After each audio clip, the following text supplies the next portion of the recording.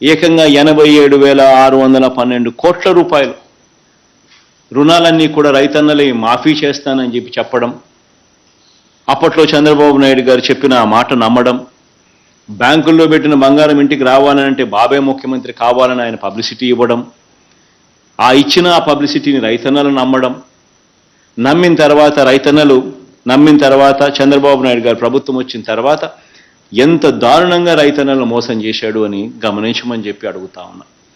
ఏకంగా 87,612 కోట్ల రూపాయలు మొదటి సంతకంతోనే బేషరతుగా రుణాలన్నీ మాఫీ చేస్తానని చెప్పిన ఈ పెద్ద మనిషి చివరికి ఈ మాదిరిగా ఇంతకుముందు మన కాకాని గోవర్ధన్ అన్న పత్రం చూపిస్తా ఉన్నప్పుడు నేను కూడా ఏందన్న పత్రం అని చెప్పి అడిగితే ఇచ్చాడు.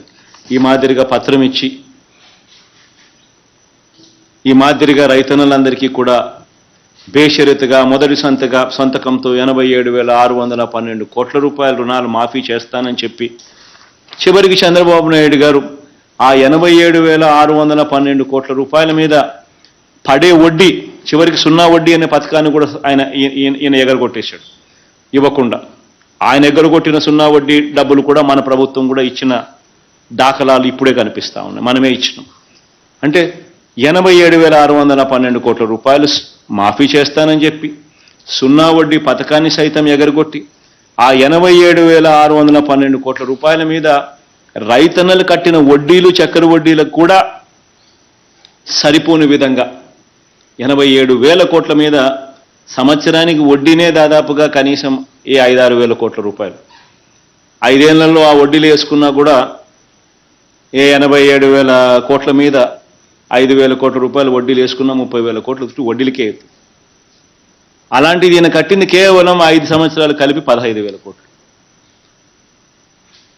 సున్నా వడ్డీ పథకాన్ని సైతం రద్దు చేసి అంతటి దారుణంగా చంద్రబాబు నాయుడు గారు గతంలో మోసం చేస్తే, మనం ఈ 5 సంవత్సరాలలో కేవలం ఈ ఒకే ఒక్క పథకం వైఎస్ఆర్ రైతు భరోసా, పిఎం కిసాన్ అనే ఈ ఒకే ఒక్క పథకం ద్వారానే రైతన్నల చేతుల్లో పెట్టింది అక్షరాల 34,000 కోట్ల రూపాయలు పెట్టాం. ఇక రైతులకు ఈ 5 సంవత్సరాలు మనం గమనించినట్టయితే రైతన్నలకు సంబంధించి మనం పంటలు కొనుగోలు చేసిన